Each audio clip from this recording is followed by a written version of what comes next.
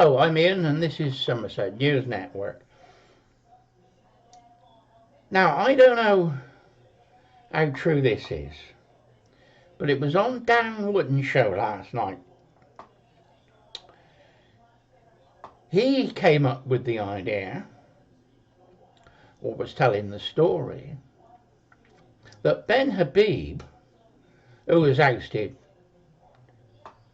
from Reform years ago, is going to broker a deal and be the go-between between Nigel Farage, the chairman of Reform, and Rupert Lowe. The theory is that they're trying to bring Rupert Lowe back into the fold of Reform. Now, I've told you that I've withdrawn my support for Reform because of the way Rupert Lowe was treated. I'm going to have to keep my powder dry until I see what happens. But if Rupert Lowe and Ben Habib come back into the Reform Party, they bring their supporters with them, Reform will win the elections in May. I'm convinced they will, because there's distrust at the moment. And I've got my suspicion there's black forces involved in Reform. They've sort of taken Nigel Farage down a road he may not have wanted to go. Immigration. He came out and was filmed watching the boats come in. He was campaigning against illegal migration and the boats coming across the channel. Then, over the last couple of weeks, he softened his view and said that only illegals that commit crimes should be deported. I think deported may be the wrong word to use. Repatriated would be a better word. If the government's going to put spin on it, let's do it as well. We will repatriate them back home. We should have started years ago. We should have stopped this when it started. Now, is Rupert Lowe going to come back into Reform? I don't know the answer to that. I think Nigel Farage and Rupert Lowe have got a lot of things to sort out.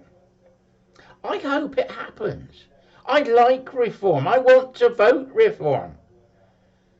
But I can't while this is hanging over. It just doesn't feel right. I don't have any confidence in Reform at the moment. If they can put this right, then brilliant. Can Ben Habib broker a new deal with Nigel Farage and Rupert Lowe? I hope it comes off, and I hope it works, and I want to see Rupert Lowe back in Reform. And what's going to happen to the chairman of Reform? I don't know. But something's got to happen. For the good of the country, they need to sort it out. Now, when it comes to boats, people that are illegal, they tell us we can't deport them because of the European Court of Human Rights. Well, as you know, I keep talking about old Acts of Parliament. That's where I got this sign up. Freedom of Speech and Debate, Article 9, Bill of Rights. When you read the Bill of Rights, it's got a little passage there. And I don't know the exact wording, but to paraphrase it, no kingdom, princedom, foreign power can rule over us.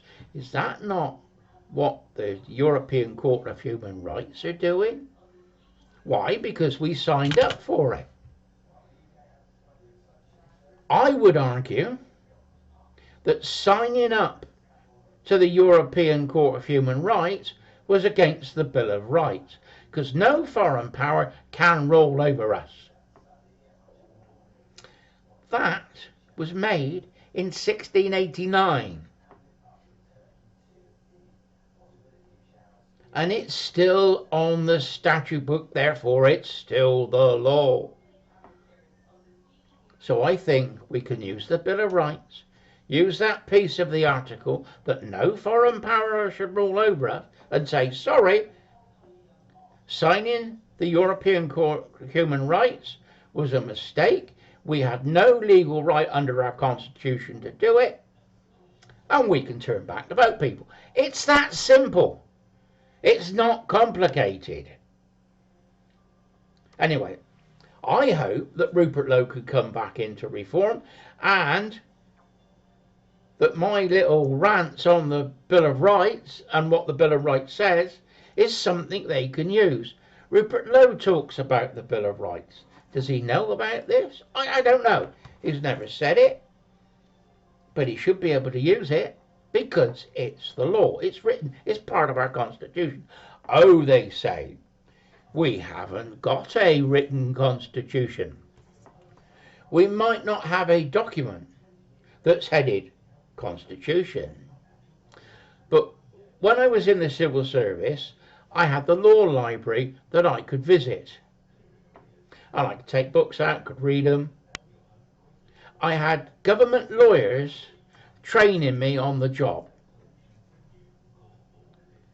And I was looking at law books. And there's one section there, and it says constitutional law. Constitutional law is not written as constitution. It's written in a number of acts of Parliament. You have the Magna Carta. You have the confirming of the Magna Carta in 1297.